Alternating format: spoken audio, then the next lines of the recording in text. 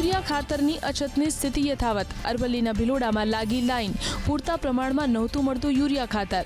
વાવેતરના સમયે યુરિયા ખાતરની ખેડૂત દીઠ મળી રહી છે માત્ર 2 થેલી. ભરૂચ જેલમાં કોન્સ્ટેબલ પર હુમલો. કાચા કામના કેદીને દવા બાબતે થઈ હતી માથાકૂટ. કેદીને બેરેકમાં મૂકવા જતા સમયે કેદીએ કર્યો હુમલો. બી ડિવિઝન પોલીસે દાખલ કર્યો ગુનો. વડોદરામાં 22,000 ક્યુબિક મીટર ગેસના વેડફાટ બાદ જાગ્યું પ્રશાસન. ગોલ્ડન ચોકડી પાસે ગેસ લાઇનમાં થયેલા ભંગાણનું કરાયું સમારકામ. કોન્ટ્રાક્ટર પાસે પેનલ્ટી વસૂલવાની કરાઈ પ્રક્રિયા. ડ્રેનેજના ડ્રિલિંગ દરમિયાન થયું હતું ભંગાણ. વડોદરામાં ગેસ લાઇનમાં પડેલા ભંગાણના કેસમાં વિપક્ષનો પ્રશાસન પર પ્રહાર. કોન્ટ્રાક્ટરને ટર્મિનેટ કરવાની માંગ. મ્યુનિસિપલ કમિશનરે લોકોને પડતી તકલીફ બદલ માગી માફી. 8 લાખ જેટલા પરિવારને એક દિવસ માટે ગેસથી રહેવું પડ્યું હતું વંચિત. દૂધની ડેરીમાંથી ચોરાયું દૂધ. પાલનપુરના ખેમરાજીયા ગામનો બનાવ. ડેરીમાં લગાવેલા સીસીટીવી કરી દેવાયા હતા બંધ. ટેન્કર ચાલક સહિત અન્ય આરોપી સામે ફરિયાદ. પાલનપુર તાલુકા પોલીસે કરી તપાસ. ડ્રગ્સ સપ્લાયના કેસમાં ફરાર આરોપીની ધરપકડ કરતી સુરત એસઓજી. લિંબાયતના મીઠી ખાડી વિસ્તારથી ધરપકડ. અગાઉ મેફેડ્રોન ડ્રગ્સ સાથે પકડાયેલા આરોપીની પૂછપરછમાં ફરાર આરોપીની મળી ભાળ. બેસ્તાન પોલીસે હાથ ધરી આગળની કાર્યવાહી. મનમરજીથી વર્તન કરતા પોલીસ કર્મી સામે ગીર સોમનાથ પોલીસ વડાની કાર્યવાહી. પ્રભાસ પાટણના પીઆઈ એમવી પટેલને કરાયા સસ્પેન્ડ. ભત્રીજીના લગ્નમાં રજા ન મળતા ઉતરી ગયા હતા સિક લીવ પર. જિલ્લા પોલીસ વડા જયદીપસિંહ જાડેજાએ લીધા પગલાં. નાની ઉંમરે હાર્ટ એટેકનો વધુ એક કિસ્સો. મોરબીના માળિયામાં 35 વર્ષીય વ્યક્તિનું મૃત્યુ. રમેશ આડીસાલ નામનો વ્યક્તિ સિરામિક કંપનીમાં કરતો હતો નોકરી. ચાલીને નોકરીએ જતો હતો ત્યારે આવ્યો હાર્ટ એટેક. રાજકોટમાં જૂનવાણી મકાનના બીજા માળનો ભાગ ધરાશાયી. 5 વર્ષની બાળકીને ગંભીર ઈજા. અન્ય 3 લોકોનો બચાવ. બાળકીને વધુ સારવાર માટે જૂનાગઢ સિવિલ હોસ્પિટલમાં કરાઈ દાખલ. નગરપાલિકાને જાણ કરવા છતાં ઘણા સમય સુધી મદદે ન આવ્યાનો આરોપ. મોરબીના ભરતનગર પાસે ટેન્કરમાં આગ. હોટલ પાસે પાર્ક કરેલું હતું ટેન્કર. આગ પર મેળવાયો કાબુ. સદનસીબે નથી થઈ જાનહાનિ.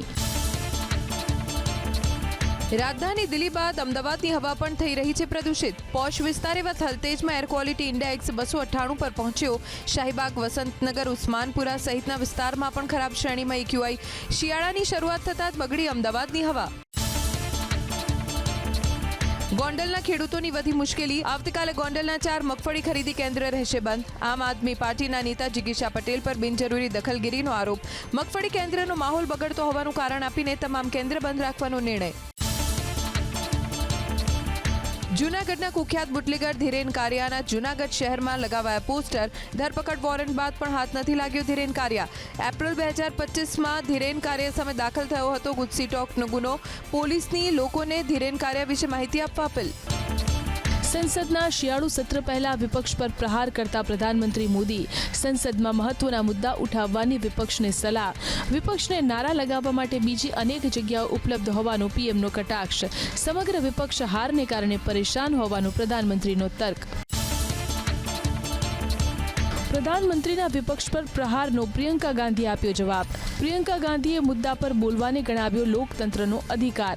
પ્રિયંકાએ મુદ્દા પર ન બોલવા દેવાના વલણને ગણાવ્યું નાટક.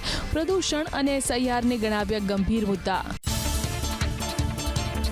હિમાચલ પ્રદેશના મુખ્યમંત્રી સુખવિન્દરસિંહ સુક્ખુ આવ્યા ચર્ચામાં. હિમાચલ પ્રદેશ ભાજપે સોશિયલ મીડિયામાં વિડીયો કર્યો પોસ્ટ. શાળાના બાળકોને રાધે રાધે બોલતા અટકાવતા જોવા મળ્યા સુખવિન્દરસિંહ સુક્ખુ. ભાજપે સુક્ખુની માનસિકતાને ગણાવી સનાતન વિરોધી. લખનૌમાં આતંકી શાહીનના ઘરે NIAની તપાસ. NIAની 2 ટીમ કરી રહી છે કાર્યવાહી. ફરીદાબાદ અને ગુરુગ્રામ બાદ લખનૌમાં રેડ. ડોક્ટર શાહીન ઉપરાંત પરવેઝના ઘરે પણ NIA કરી રહી છે તપાસ.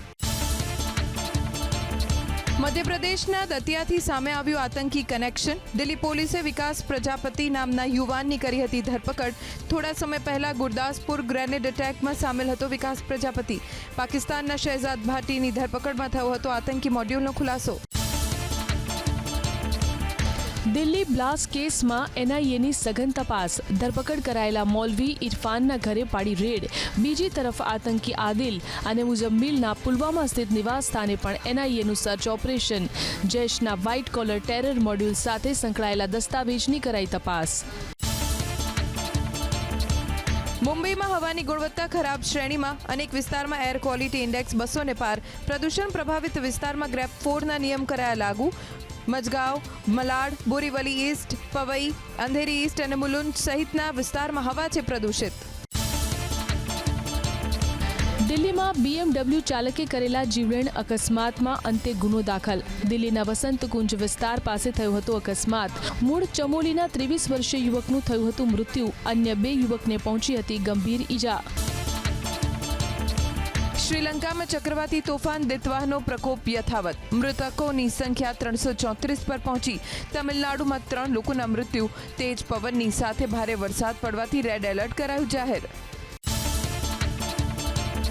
શ્રીલંકામાં ભારતીય વાયુસેનાનું રેસ્ક્યુ મિશન. પ્રતિબંધિત વિસ્તારમાં ફસાયેલા યાત્રીઓને કાઢ્યા બહાર. સેનાના ગરુડ કમાન્ડો ફસાયેલા યાત્રીઓ માટે આવ્યા દેવદૂત બનીને. ફસાયેલા 24 યાત્રીઓમાં ભારતીય, શ્રીલંકન અને વિદેશી નાગરિકોનો સમાવેશ. ભારત અને બ્રિટનની સેનાનો સંયુક્ત યુદ્ધાભ્યાસ સમાપ્ત. બિકાનેરની મહાજન ફિલ્ડ ફાયરિંગ રેન્જમાં 17 થી 30 નવેમ્બર દરમિયાન કરાયો અભ્યાસ. આતંકવાદ વિરોધી અભિયાન, દુશ્મન પર વળતા પ્રહાર દરમિયાન બનતી રણનીતિનું કરાયું સંકલન. અજય યુદ્ધા થીમ અંતર્ગત કરાયો હતો યુદ્ધાભ્યાસ. સરસંઘ ચાલક મોહન ભાગવતનું માતૃભાષાને લઈને મહત્વનું નિવેદન. નાગપુરમાં જાહેર વક્તવ્યમાં બાળકોના અંગ્રેજી તરફના વળગણ પર વ્યક્ત કરી ચિંતા. બાળકો પોતાના ઘરમાં માતૃભાષા અને અંગ્રેજીનું મિશ્રણ ધરાવતી ભાષા બોલતા હોવાનો કર્યો દાવો. ઉત્તર પ્રદેશ વિધાનસભાની આગામી ચૂંટણી માટે રાષ્ટ્રીય સ્વયંસેવક સંઘ થયો સક્રિય. ઉત્તર પ્રદેશમાં સંઘે શરૂ કર્યું ગૃહ સંપર્ક અભિયાન. સંઘના સ્વયંસેવકો લોકોના ઘરે જઈને સંઘના વિચારો અંગે આપી રહ્યા છે જાણકારી. સમાજના દરેક વર્ગને સાધવાનો પ્રયાસ. બટેંગે તો કટેંગેનો ફરી જાહેર મંચ પરથી નારો આપતા યુપીના મુખ્યમંત્રી યોગી આદિત્યનાથ. હરિયાણાના ઝજ્જરમાં જાહેર કાર્યક્રમમાં હુંકાર. તમામને એકજૂટ થઈને સનાતન ધર્મની ધજા ઊંચાઈ પર લઈ જવા કરી હાકલ. સનાતનીઓને દરેક સ્થિતિમાં સંપીને રહેવા અપીલ. તાજેતરમાં વિવાદમાં રહેલા તૃણમૂલ કોંગ્રેસના ધારાસભ્ય હુમાયુ કબીર ફરી વિવાદમાં.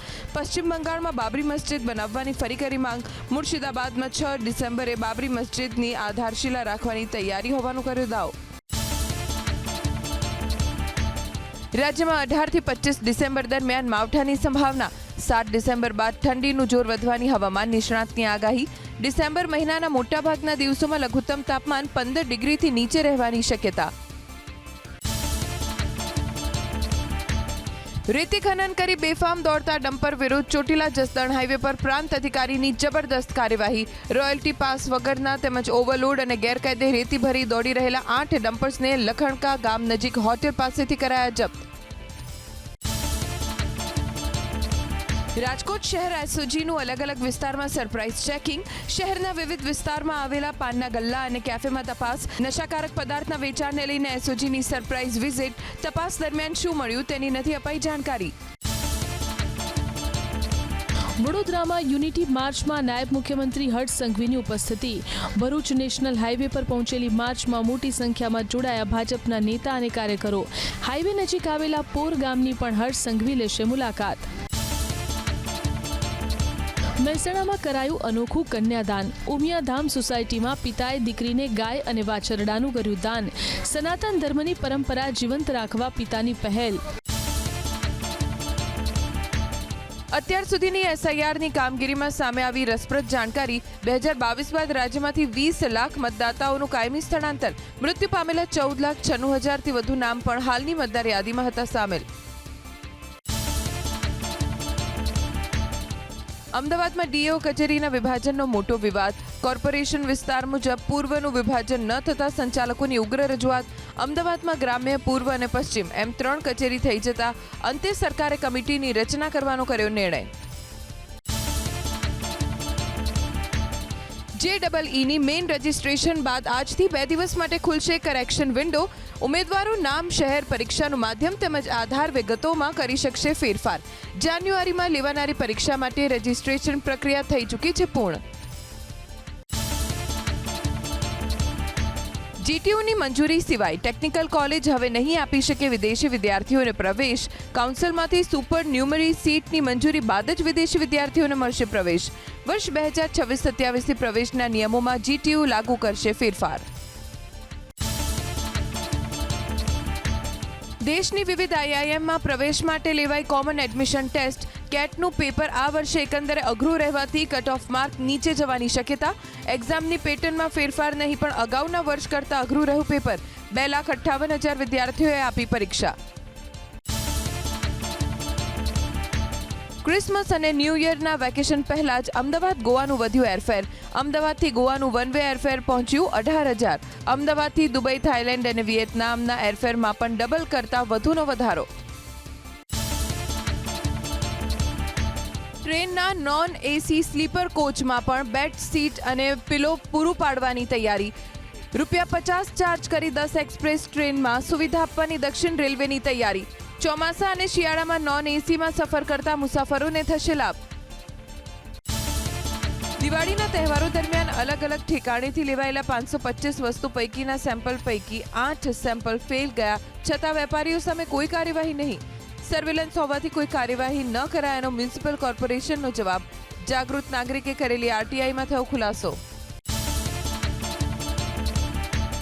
અમદાવાદમાં 2.5 લાખથી વધુ રિક્ષા દોડતી હોવાનું અનુમાન. 80,000 રિક્ષા દોડવાની ક્ષમતા સામે 3 ગણી રિક્ષા બની ટ્રાફિકની સમસ્યા માટેનું એક કારણ. સર્વે મુજબ દર 100 મીટરમાં જોવા મળે છે 6 રિક્ષા, જ્યારે 200 મીટરના અંતરે મુસાફરોને બેસાડવા કે ઉતારવા રોકાય છે રિક્ષા. રાજ્યમાં લીલી શાકભાજીના ભાવ આસમાને. ગવાર, તુરિયા, વટાણા, ગિલોડા, ભીંડા રિટેલ બજારમાં 100 થી 110 રૂપિયા, તો હોલસેલ બજારમાં તેના ભાવ 70 થી 90 રૂપિયા પ્રતિ કિલો. રીંગણા પણ નથી મળી રહ્યા 50 રૂપિયા કિલોથી ઓછાના ભાવે, તો સુરતી પાપડી 500 રૂપિયાને પાર. ગીર સોમનાથના ઉના તાલુકાના નાઘેર પંથકના કેરીની ખેતી કરતા ખેડૂતો ચિંતિત. આંબામાં મોર ફૂટવાના સ્થાને કોરામણ જોવા મળતા ચાલુ વર્ષે ઉત્પાદનમાં ઘટાડાનો અંદાજ. વર્ષ 2021ના તાઉતે વાવાઝોડા બાદ સતત ઉત્પાદનમાં થઈ રહ્યો છે ઘટાડો. વર્ષ 2030માં યોજાનારી કોમનવેલ્થ ગેમ્સની અમદાવાદમાં તડામાર તૈયારી. ગેમ્સના સંચાલન પાછળ ખર્ચ અંદાજિત 3 થી 5,000 કરોડ રૂપિયા થવાનો અંદાજ. વર્ષ 2010માં દિલ્હીમાં યોજાયેલી ગેમ્સમાં થયો હતો 2600 કરોડનો ખર્ચ. અગાઉના વિવાદમાંથી બોધપાઠ લઈ આયોજનને વધુ પારદર્શક બનાવવા કવાયત. સૌરાષ્ટ્ર યુનિવર્સિટીના બાયોસાયન્સ ભવનમાં નિર્માણ પામશે રાજ્યનું પ્રથમ બાયોસાયન્સ ડિજિટલ મ્યુઝિયમ. ગીધ, મગર, 12 પ્રકારના સાપ, 100થી વધુ માછલીની પ્રજાતિનો બાયોસાયન્સ ભવનમાં સંગ્રહ. ગિફ્ટ સિટીના ફૂડ ઝોનનો કોન્ટ્રાક્ટ શિલ્પા શેટ્ટીની કંપનીને આપી દેવાયો. બાસ્ટિયન હોસ્પિટાલિટીને ફાયદો કરાવવા ટેન્ડરમાં આચરાઈ ગેરરીતિ. 8 થી 8.50 કરોડના ટર્નઓવરના નિયમોમાં ફેરફાર કરી 10 કરોડનો કરી દેવાયો. ટેન્ડરના ટર્નઓવરમાં મનસ્વી ફેરફારથી સરકારને 68 કરોડનું નુકસાન. ગુજરાતમાં ઇલેક્ટ્રિક વાહનોની નીતિ નિષ્ફળ જતા વાયુ પ્રદૂષણ ચરમસીમાએ. 5 વર્ષમાં 35% વાહનો ઈવીમાં પરિવર્તિત કરવાનો લક્ષ્યાંક ન થયો હાંસલ. વ્હીકલના સ્ક્રેપિંગમાં પણ ગુજરાત પાછળ. લાખો ઇલેક્ટ્રિક વાહનો દોડતા થવાની વાત માત્ર દિવાસ્વપ્ન સાબિત થઈ. જૂનાગઢની કૃષિ યુનિવર્સિટીની તમામ લોબીની છત અતિ જર્જરિત હાલતમાં. રાજ્યભરમાંથી અભ્યાસ માટે આવનારા વિદ્યાર્થીઓ અને વૈજ્ઞાનિકોના જીવ પર તોડાતો મોતનો ખતરો. અવારનવાર રજૂઆત છતાં સમારકામ કે બિલ્ડિંગના નવીનીકરણની કોઈ કામગીરી નહીં. ગુજરાત વિદ્યાપીઠમાં 6ઠી ડિસેમ્બરના યોજાશે સ્નાતક સંઘ શતાબ્દી મહોત્સવ. 1925માં રચાયેલા સ્નાતક સંઘને 100 વર્ષ પૂર્ણ થતા યોજાનારા સમારોહ માટે 6,000 કરતાં વધુ પૂર્વ વિદ્યાર્થીઓને કરાય આમંત્રિત. ઇન્ડોનેશિયામાં પૂરના કારણે વિનાશ. કુદરતના કહેરના આકાશી દ્રશ્યો આવ્યા સામે. ઘર, રસ્તા, જંગલ બન્યા જળમગ્ન. જીવન જરૂરી વસ્તુ મેળવવી દુષ્કર. ઇન્ડોનેશિયામાં ભારે વરસાદ અને પૂરના કારણે લોકોનું જીવન બન્યું મુશ્કેલ. ખોરાક માટે લોકો મારી રહ્યા છે વલખા.